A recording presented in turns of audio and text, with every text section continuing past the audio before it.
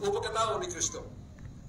Ang tubag, ang nagtubos kanato, nagpasaylo kanato, nagluwas kanato, ang persona segunda. Kinsa na second person? Christ. Unsa si Christ siya pagka-divine person? God and man. Asa mabasa? San Juan 1, versikulo 1 ngatos 4 kama 14. Matod pa sa balang kasulatan sa San Juan, sa kasinugdanan, mauna ang pulong. Ang pulong kauban sa Diyos, tanang butang nga makita, dili makita, nangahimo pinagi sa pulong. O ang pulong mo ang Diyos. O kini siyang pulong mo ang Diyos, nagpakatao. So, dinhi siya uban ka na to, nagpasabot siya, Diyos ug tao nga matuod. O di na magkabuwag. Ang iyang pagka-Diyos ug pagkatao.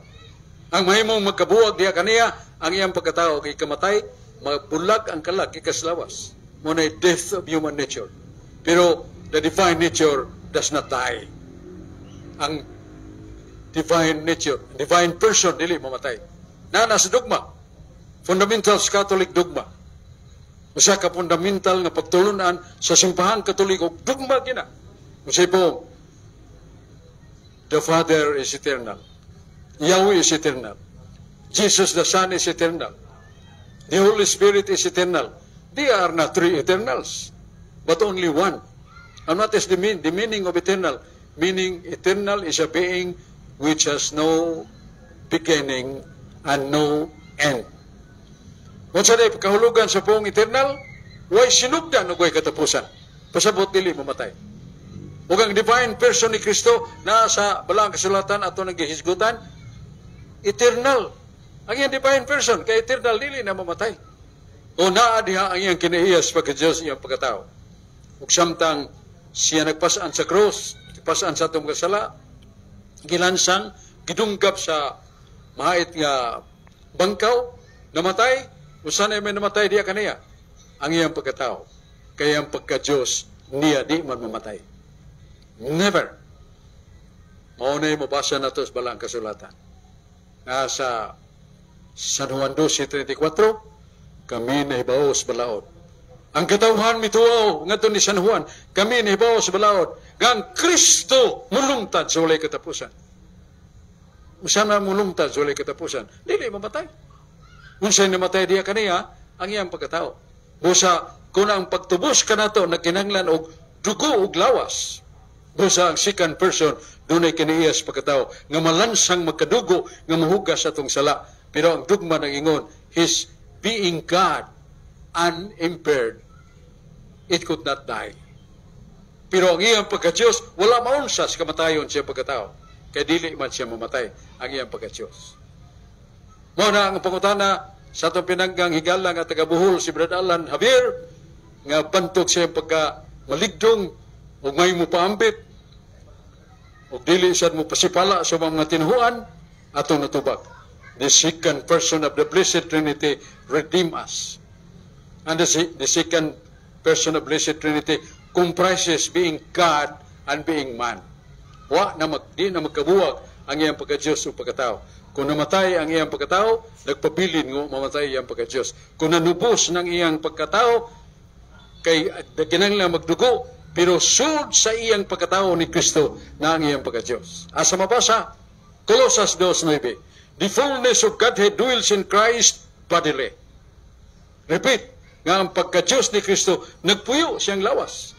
Busa sa pagpanubos ni Kristo, namatay ang iyang lawas, pero buhi ang iyang pagka-Diyos, nga nag-uban siyang lawas. Busa, kay ang iyang pagpakamatay diya sa krus siyang pagkatao, diha man iyang pagka-Diyos, supisinte gyud nga mapasaylo ang tanang mga sala sa kalibutan, nga naghinulsol, tungod kay siya nga tao, naa ang iyang kiniiyas pagka-Diyos nga wala mawagtang.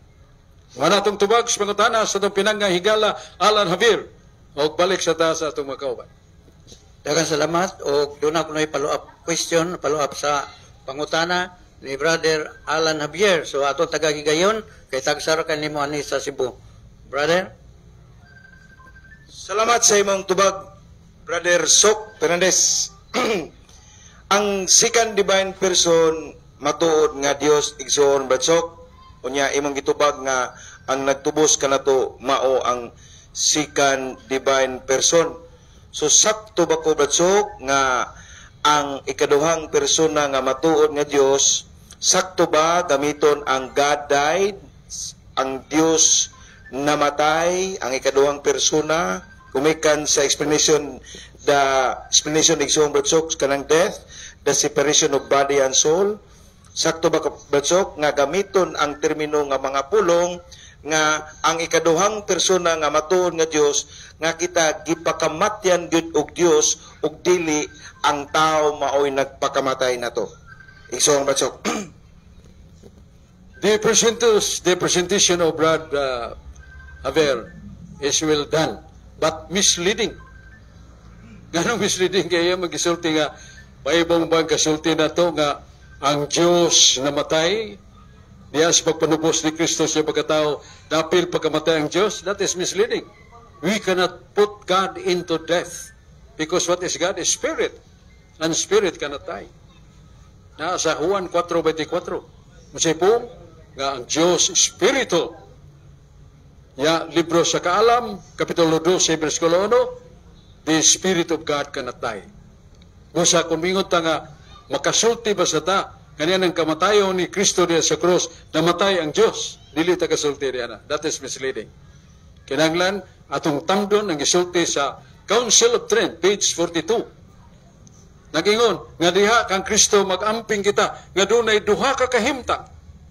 Diha kang Kristo dunay duha ka kahimtang. Usa ka kahimtang mao ang mamatay ang iyang pagkatao. Ang usa ka kahimtang iyang pagka-Dios dili na mamatay. So, kung mingon ta naa sa page 56 sa Council of Trent Catechism, we can say in a strict sense of the word that God died.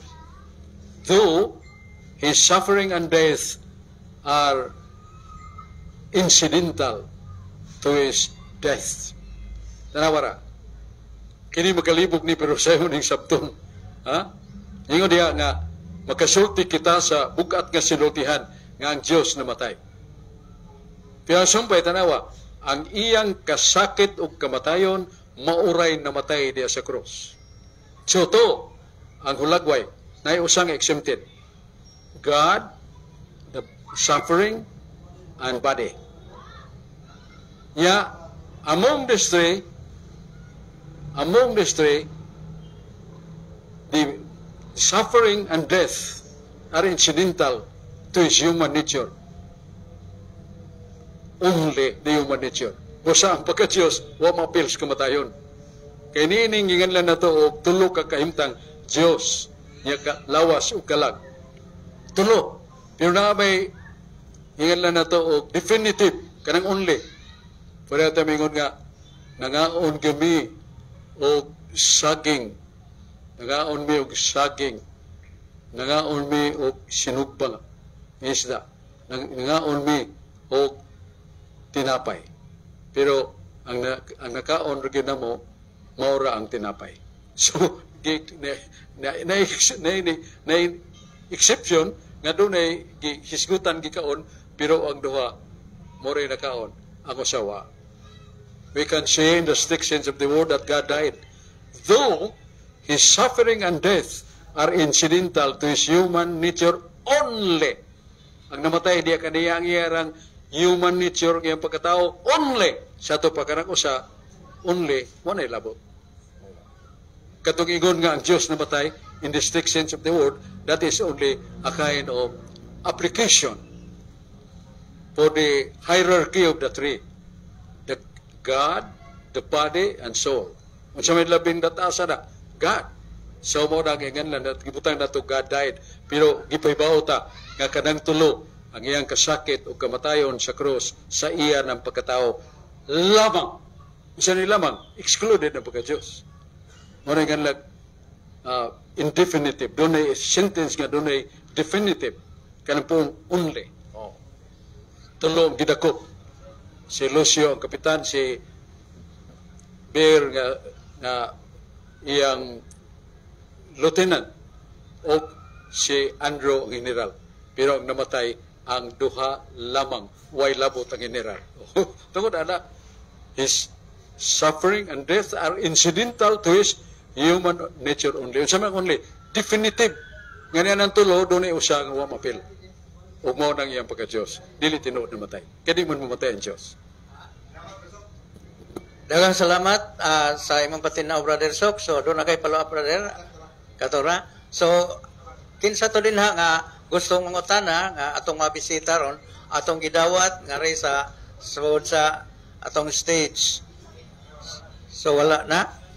Brother Sok, na igipangutana nga gipadala, Brother Sok, nako, nga diha sa Genesis chapter 2 verse 7, gihuy mo ang tao sama sa dagway sa Dios, kuha og lapok o abok ug unya iyang giumol ug gihuypan ang iyang buho sa ilong. Matod pa sa pangutana sa diha nga gihuypan na nabuhi. So katong gihuyop mo to ang kalag, mo to'y sa to pa ang kalag mo ang source of life. Ang pangutana din ha, ang Dios may naghatag sa kinabuhi sa tao. Unsa may mahitabo sa naghatag kung kini mamatay ang tao? Kung kini mamatay ang tao. Kung mamatay siya ang Diyos. Di sa tagtubag. Biblia ito patabagon. Na sa Hope 34, 14 at 15. Hope 34, versikulo 14 o 15 o 10. Nga kung ugaling ang Diyos mamatay, patay tang tanan. Mamatay ang mga tanom, mamatay ang mga langgam, mamatay ang mga hayop, mamatay ang mga isda, ug kitang tanan ng mga tao mga matay. Kaya nga itong kinabuhi, nagkabyon man sa Diyos. O sa kung mamatay ang Diyos, patay tang tanan.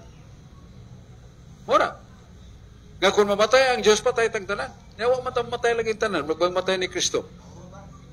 Muna, kaya ang iyang pagkatao rin mo'y namatay. Wa mamatay iyang pagka-Diyos. O na, sa balang kasulatan, mabasa na to sa Hebrews 24, 2:24, nga ang Jesucristo nagpabiling buhi kanunay. Ngano? Kay iyang pagkapari ulay katapusan. Ang Kristo nagpabiling buhi kanunay. Kay iyang pagkapari ulay katapusan. O na, kadili mamatay ang atong Ginoo kay buhi man kanunay. Tungod kay iyang pagkapari ulay katapusan. So, mo na ang nasa Biblia nga ang Kristo na iduha ka kahimtang, siya ikaduhang persona sa Santisima Trinidad, ang divine person cannot die because that is God. O sa Fundamentals Catholic Dogma, page 36-37, Christ being eternal cannot die because being eternal has no beginning and no end. And that is the divine person of Christ is eternal. Kaya doon na may mingon nga, ang divine person ni Kristo namatay, ang iyang tawhano, ang iyang kinaiya mo iwa mamatay. Dili na sakto. Kaya kanang kinaiya o divine person, dili man na magkabuwag. Kung doon ay tao, person, doon na ginay kaag. Kung doon ay kaag, na ginay tao nga tag-iya na. All those kamatayon, magkabuwag na. Pero ang divine person ni Kristo, divine person. Page 36. Fundamentals Catholic Dogma. What does it say? Unsa may gisulti niya? Nag-ingon nga ang Ginoong Kristo divine person. O kay divine person, wa na siya sinugdanan ng way katapusan. Busa, dili mamatay ang iyang pagka-divine person. Yung sila, namatay iyang kinaiyas pagka-Diyos, samot na. Kaya ang kinaiyas pagka-Diyos, di man mamatay. Apan, specifically, ang namatay ang iyang pagkatao. Fundamentals Catholic Dogma, Teaching by Catholic Church, page 168. So nakalibro nga mga pamahayag diya, mga dogmatic teachings Catholic Church. Kasi pong diya sa page 168. Ang pagka-Diyos ni Kristo magpabilin nga dili maunsa. Ug siya siyang pagka-Diyos, mitalaos kamatayon siyang tawhanon nga kinaiya, pero ang iyang pagka-Diyos, wa maunsa, wa mamatay. Klaro. Ha? Fundamentals Catholic Dogma, Teaching of the Catholic Church, page 168. Nga ang pagka-Diyos ni Kristo magpabilin nga naa, wa maunsa. Ug mitilaw siya sa kamatayon sa iyang pagkatao. Kaya iyang pagka-Diyos di man mamatay. Busa ang iyang pagkatao, natilawan niya ang kamatayon sa pagkatao, pero dili iyang pagka-Diyos. Kaya ang pagka-Diyos di man mamatay. So, hinumduman na to. Ang pagkutana kanina ang ipada o basa ni Brother Aling Makalso, mayo glikon kay na. Nahana sa Biblia, dili na hunahuna ni Sok. Hope 14. excuse me, bali, Job 34, versikulo 14 o 15. Nagingon, nga kung mamatay ang Diyos, patay tang tanan, ang mga langgam, ang mga tanong, ang mga isda, ang mananap tanan, mga matay, lakip kitang tanang tao mo mga matay, kay nga itong kinabuhi, nagakabyon man sa Diyos, nga mong tinubdan sa itong kinabuhi. Muna itong tubag sa mga tanan. Pagkalaot na to. Nga kung mamatay ang Diyos, patay tang tanan. Oh, di mamatay ang Diyos. Sige, doon na pa may follow-up question si Brother Alan sa atong paminawon. Kini nga Kuya Badsok, ako lang ipahibaw nimo nga kami sa taga Bohol mi appeal sa convention sa 49th anniversary. Usa ka na nga nagaugmad yun nga ang tinuod gimingaw mi nimo sa imong presensya nangandoy mi bisan pag saka sa Hostias ako yung giampo nga kita mayusa kay sa kanising kasing ga ugmad og mahal gid mi nimo. Mao to Brad. So daghang salamat Brad Alan ya at niya may atong Kanang ingon nga maghiusa ta, giusa na ba ta? Only some of us do not accept the truth of the Bible. Matur pa ni San Athanasius, I will be always one with the truth. Even the whole world is against me. I always grasp and hug akong kakson nga ang kamatuuran may makapayusa nato. Bisan pag tibok kalibutan, mayabag sa dili pagdawat sa kamaturan, magpabilin ko ngayon mahimong kaaway sa tibok kalibutan kung ang kamaturan mo isgutan nga atong supakon. So, we should know the power of the Bible. Sa buong ni sa Salmos 107, versikulo 20. Ingon ng Diyos, akong ipadala ang akong pulong alang sa kaluwasan o kayuhan sa mga tao. Sumpayan ni Jesus sa San Mateo 22:29. Daghang mga taong nangasalaag o nangasayop, kailang giwakli ang gahom sa kasulatan. Ang atong simbahan, naikugma pag-ayo sa Biblia. Ang atong simbahan, nagpahinumdum ka na to. Nga everyday, we will try to read passage of the Bible. Ora, si Kristo Diyos nga nagpagkatao.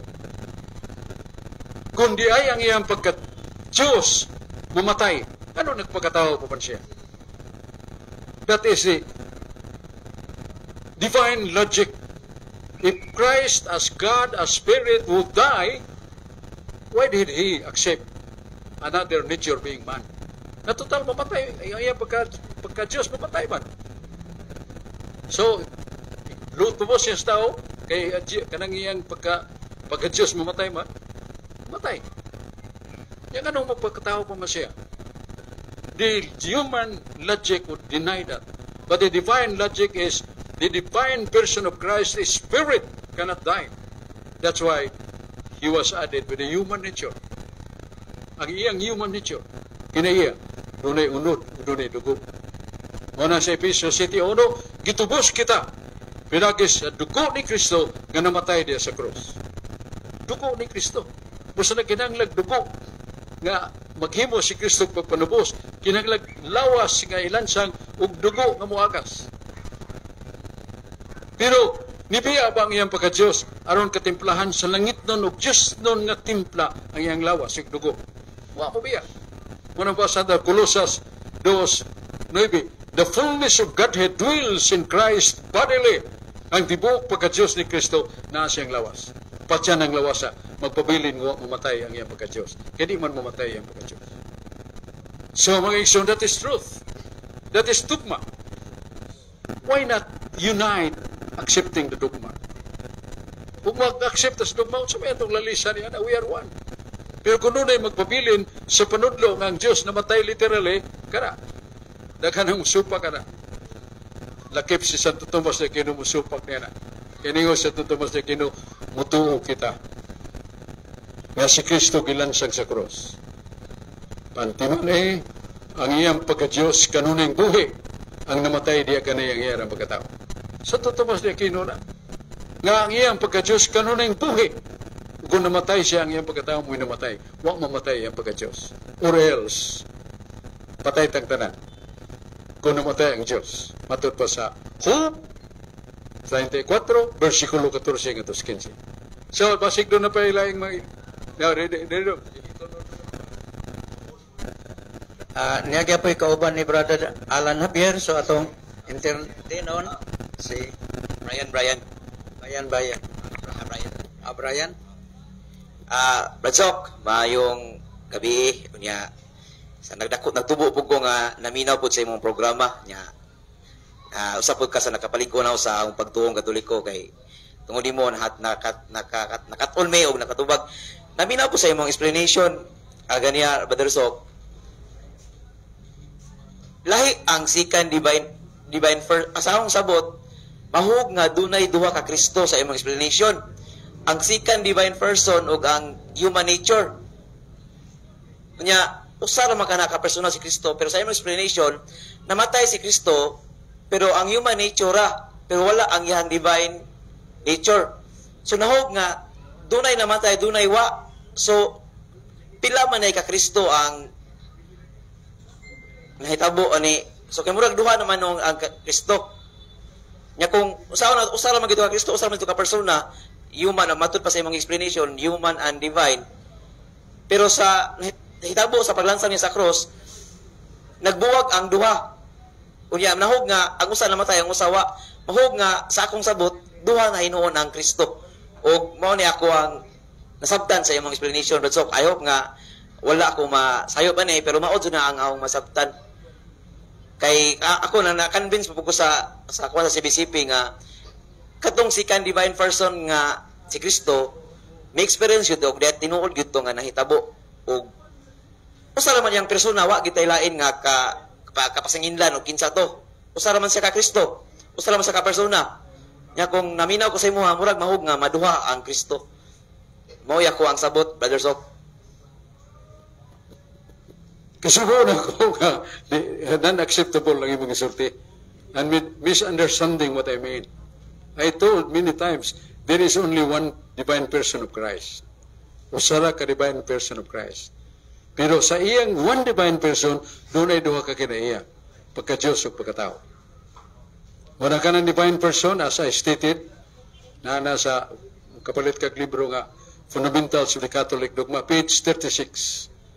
Nga ang divine person ni Kristo, Diyos, divine, way sinugdan o way katapusan. Unya ka ng iyang divine person, na ang iyang kinaiya sa pagkatao. Na ang iyang kinaiya sa pagka-Diyos. Muna kung patyo na to siya, ang mamatay niya ang iyang pagkatao. Di maapil pagkamatay ang iyang pagka-Diyos. So dili duha ka Kristo akong itudlo usara. Only one divine person. The second person. The first person, divine person, the first person is Yahweh or God the Father. The second person is Yeshua or Jesus. The third person, the Holy Spirit. So, three divine persons which they have only one nature. And that is Godhead, pagka-Diyos. Pero ako sa Pacific Ocean, Atlantic Ocean, Indian Ocean, tulo na kadagkong laod. Ang kinadakan ang Pacific, ang Atlantic, then ang Indian Ocean. Pero timan ay nagibutang sa, ay waklis na usara na kalaod. Ang ilang pagkadagat usara. Muna nga ang divine person, usara ka pagka-Diyos siya kabahan. Kung patyo na nimong iyang divine person, mapil pagkamatay ang iyang kabahan. Mapil pagkamatay ang Holy Spirit. God forbid, that will not happen. Di na may tabo nga ang Diyos mamatay ko. Kay doon na Diyos nga mamatay din na Diyos. Na nasa Roma, Kapitulo 1:23. Kayang kahimtang sa pagka-Diyos nga may kamatayon, ilang giguyod nga risubos. O kana iyang kahimtang sa pagkadili mamatay, giguyod nga risubos, o gipakasama sa tao, gipakasama sa mananap ng mamatay. Ora, ngayang pagka-Diyos ni Kristo, guyuro na ni mga tos pagkatao. Mahimo na, dili mahimuhi. That is not really a kind of slight of truth mixed to the truth. No. Di na mahimo. Huwag ka labot pangingon nga ang divine person na matay. o kay divine person namatay siya ng iyang pagka-Diyos, namatay siya pagkatao. You do not distinguish the truth. You do not believe what the Council of Trent says. Duha ka kahimtang nga imong hibaw-an diha kang Kristo. Ang usa ka kahimtang niya mamatay, iyang pagkatao. Usa ka kahimtang niya di mamatay, iyang pagka-Diyos. Nganong ngita mo taglain? Iklaro mo na sa Catechism of the Catholic Church. Catechism of the Council of Trent. So, doon ay kahimtang ni Kristo nga mamatay, iyan ang pagkatao. Pero inyo mo imo ng patyon ng iyang pagka-Diyos, mapil pagkamatay ang Amahan ug ang Espiritu Santo. Page 91 of the teaching of the Catholic Church. Because they are only one. So if one person is dead, likewise the two persons, the Father and the Holy Spirit are also dead. Di na mahimo. Di mahimo nga ang Diyos mamatay. Contrary to the dogma, contrary to the meaning of what is Godhead. God is a spirit. Oh, mura. Dogma na. And the Spirit of God cannot die. Dogma na. Who can change the dogma? No one. Even the Pope cannot change that. Because a dogma cannot become a dogma when it stands alone. So dogma must stand itself only when it is founded upon the Holy Scripture. Kung na gaya dogma niya may basis kasulatan, dili na dogma. Wisdom na, kaalam na nas tao. Pero doon na gani di sukaran nga pulong sa Diyos, dogma na, kayong pulong sa Diyos dili mausap. Asa mabasa? Salmo 119:20. Ang pulong sa Diyos ay pagkausap. So mora, ato rin yung batayan. Kung supak kita, mingon nga, namatay si Kristo, namatay ang pagka-Diyos. That is contradictory to what the dogma tells us. It is really scraping up away the definition of eternal. The Father is eternal, the Son is eternal, the Holy Spirit is eternal. They are not three eternals. Only one eternal. And the meaning of eternal, it has no beginning and no end. Wa na'y kamatayon. Why sinugdan na huwag kamatayon mo ng eternal? Nyay mo ng patyon ng huwag kamatayon? There you, sa ito pa, pangahas na kayo na ito. So ayaw nang ipanudlo, kay supak na. Ha? Mingon na yung Iglesia ni Kristo nga, dumalo, o tanawara, di ba sakto ta, laka na si Kristo dili na Diyos, pinamatay man. We are favoring the error of other religions. We are favoring, we are constructing to stand himself for square. No, that is not spoken with its source. Wala naman litok sa simbahan nga ang divine person mamatay. Kung mamatay ng anak, mapil ang divine person kung mamatay. Ha? Mapil pagkamatay ng Amahan, kamatay siya ng Espiritu Santo. Okay, laing pangutana atong mabinaw. Oh, yes. Follow up lang na ako, Brother Soka. So, nakasabot po ko sa imuhang punto nga, God cannot die, kay kung mamatay ang Diyos, patay tananan, pati isda, ay, kay kita tanan, yung mo tanan kalibutan kung mamatay ang Diyos. Nakasabot ko nga punto. Nga imuhang pong gipasabot nga, ang second divine person, God, gito siya. O kaning second divine person nga, God, nga namatay, mao ni si Kristo.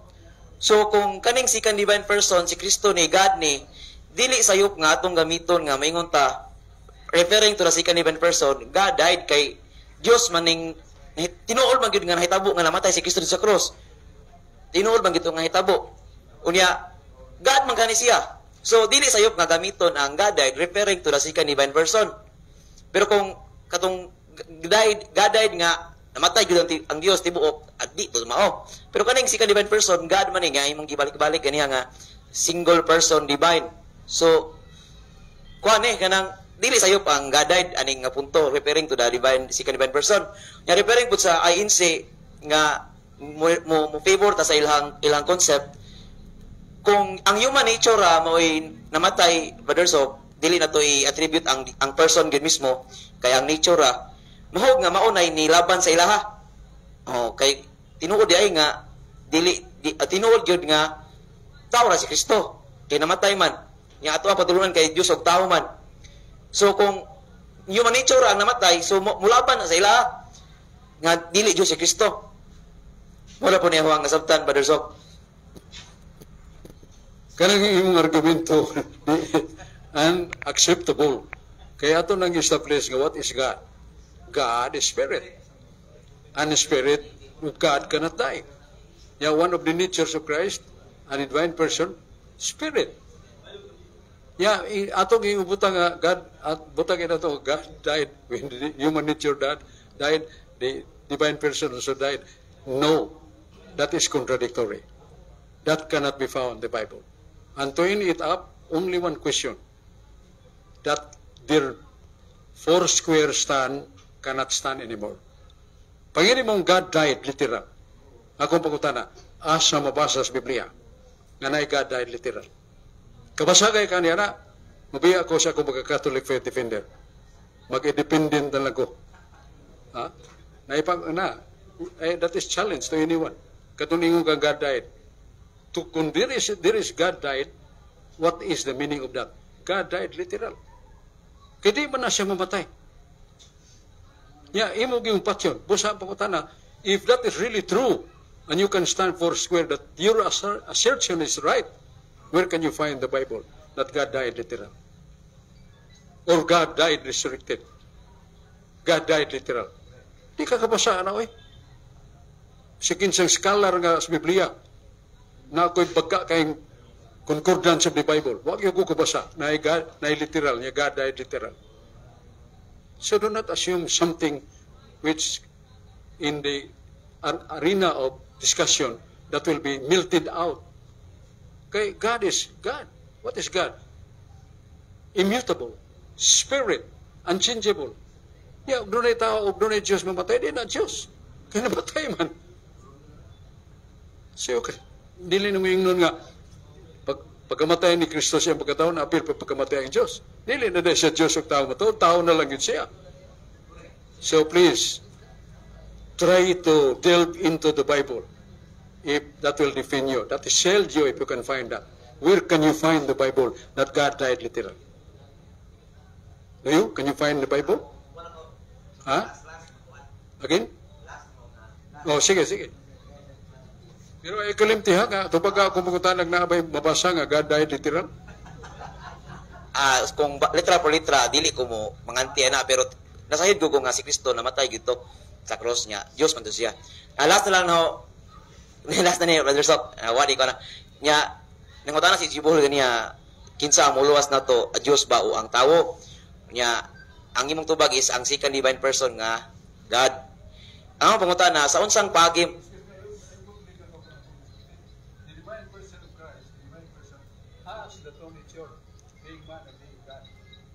lagi.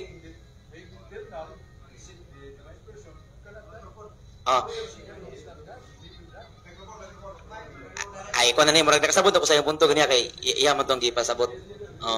Kay si Kristo ang kung kinsa ang milos na to ang second divine person nga si Kristo nga Dios nga dunay duha ka nature, man o God. Ang kay sa ato pa di gyud nato i-separate ang Dios kay ang Dios may niluwas. Ang pangutana, sa unsang pagi man ta giluwas sa Dios? Sa unsang pagi man ta nga giluwas sa Dios? Ang tubag na to, si Kristo sa second person, He is a Redeemer. Niya sa Efeso City, namatay ang atong Ginoong si Kristo niluwas ka na to, pinagi siyang dugo. Ang iyang dugo mo'y naghatag og paghugas sa itong mga sala. Pero diha ang iyang divine person. Di ba niya? Diha ang iyang divine person. Pero wala na mapiktahis kamatayon. Page 168 of the teaching of the Catholic Church. Sa dugma na, binisayaw na kong isulti dito, ang divine person, isip Diyos, wa na maunsa. Nitilaw siya sa kamatayon siyang pagkatao. Pero ang iyang pagka-Diyos, wa maunsa. Unimpaired. Dugma man na. Supak tara, di na ta-Katoliko. Magbuhat kita ka ato, nga God died, nga that is contradiction to the truth.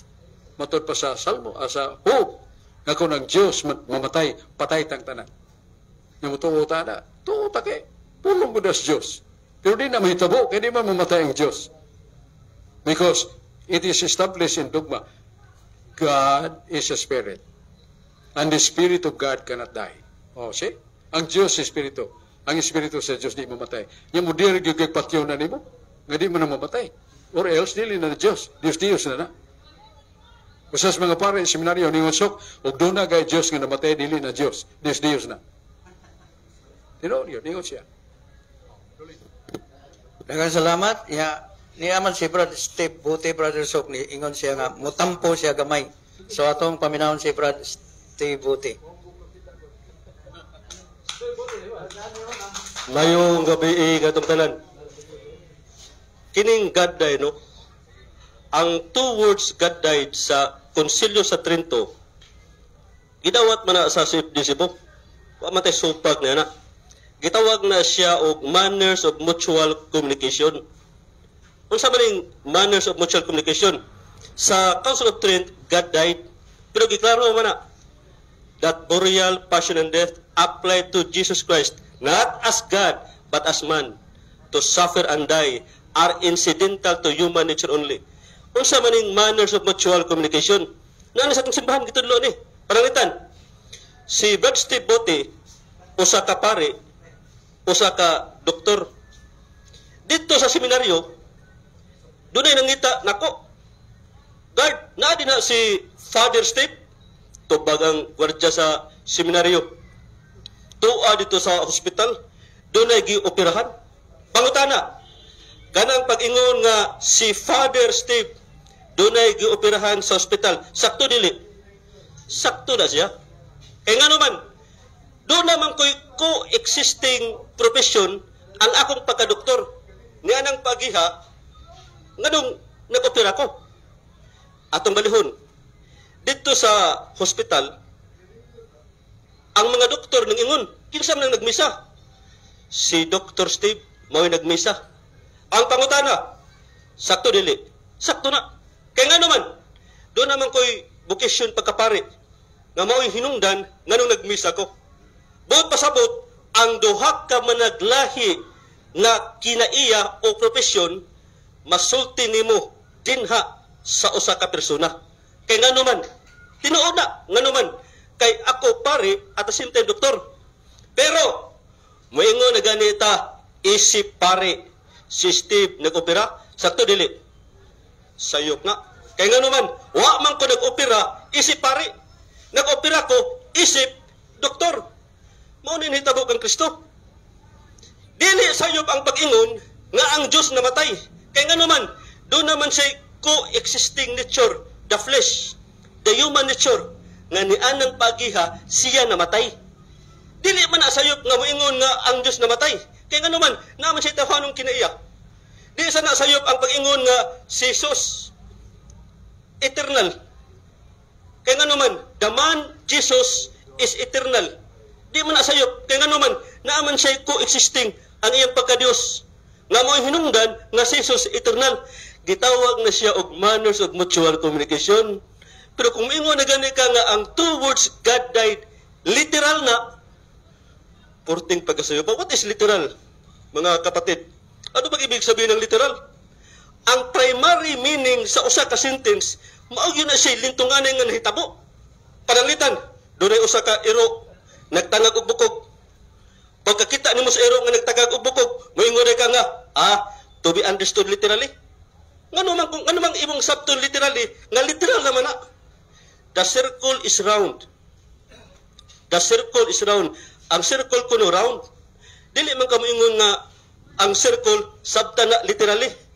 Kay bisan pag di na nimo sabton, ang iyang pagka-literal, ang circle round yun na. Muna kang Kristo, kinsa ang namatay? Si Jesus. Namatay si Jesus. He died not as God, but as man. Nga naman, dili, kung kabantay mo sa giingon ni Bishop Bactol, nga niingon si Alvin Gitamundok, it means Bishop, it is the divine person who died literally. Tubag si Bishop Bactol nagsunan, it is not the divine person who died. It is Jesus who is a divine. He died as man.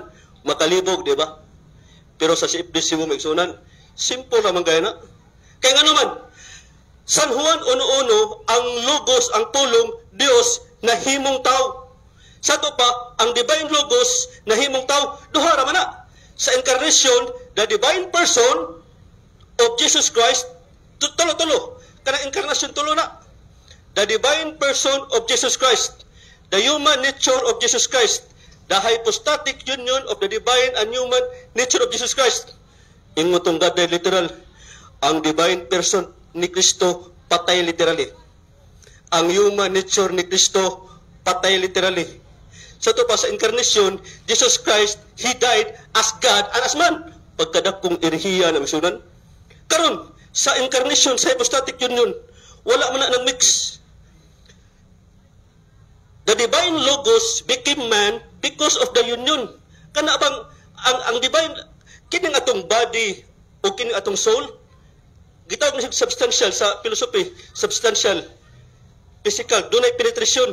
Pero ang atong kalag wala na himong body. Ang atong body wala na himong kalag. So mao na ang nitabo sa divine person. He assumed human nature. He became man because of the union. Sa dihang namatay siya, namatay si Kristo kasi Kristo is a single person at the same time a composite person. Composite gani, true God and true man. Ang kanang God, mao man ang divine person. Ang man, mao na ang human nature. Nga giasong sa divine person. Dalawa ra gud si Kristo namatay. Soul separated from the body. Unya, ang hypostatic union, unmixed man na. Ha? Soul separated from the body.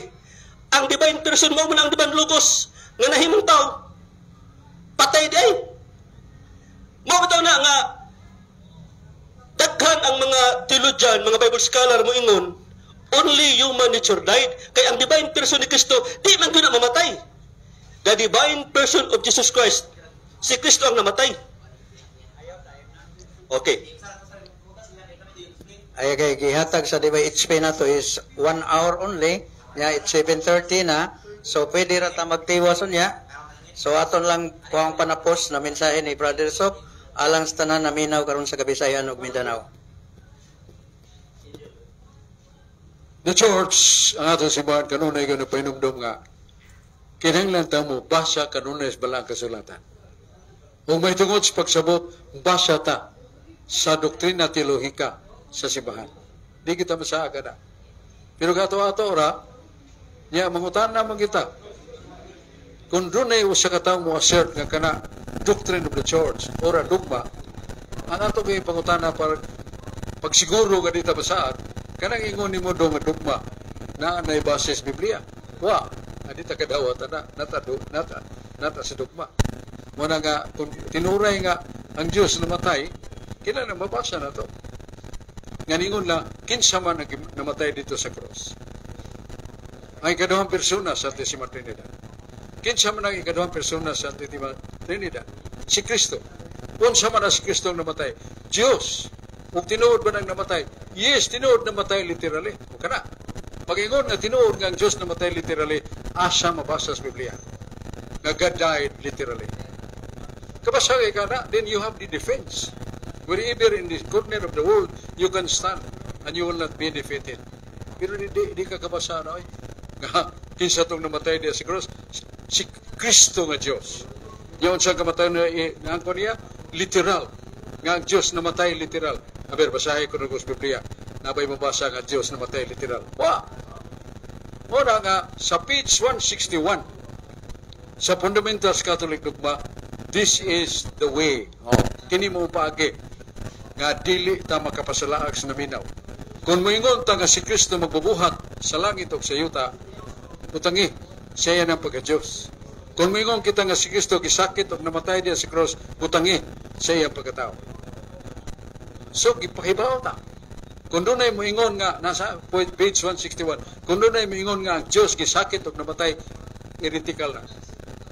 Page 161. Kung moingon ka nga ang Diyos namatay, literal, klaro na, heretical na. Kaya di man mamatay ang Diyos literal. Ang namatay niya ang iyang pagkatao. May mong ipahid na to ang lihok siyang pagkatao, sa lihok siyang pagka-Diyos. Pero kinanglan, utangan yun sa iyang pagka-Diyos. Siya nagbuhat sa langit o sa yuta, o pang langit diyan na siya, siyang pagka-Diyos. Pero diyang gilansang sa cross, gigutom siya namatay, siya yan ang pagkatao. Yan, ito pasalamatan, taga-Bohol. Ha? God, Alan Javier, yung makauban gani akaron, itampo na to, nangutana, with all due respect to them, umayaw silang nangutana, utan nangutana, o naninguha sa pagtubag nga sumala kis kamatuoran. Dahil salamat, may gabi istanan, tagpo tapuhon, sa atong tulumanon. Payagan sa kamatuoran, DYHP, RMN Tatak Cebu, ug salamat ani Atty. Rafael Fernandez Panyag. Ang Diyos magapanalangin ka na.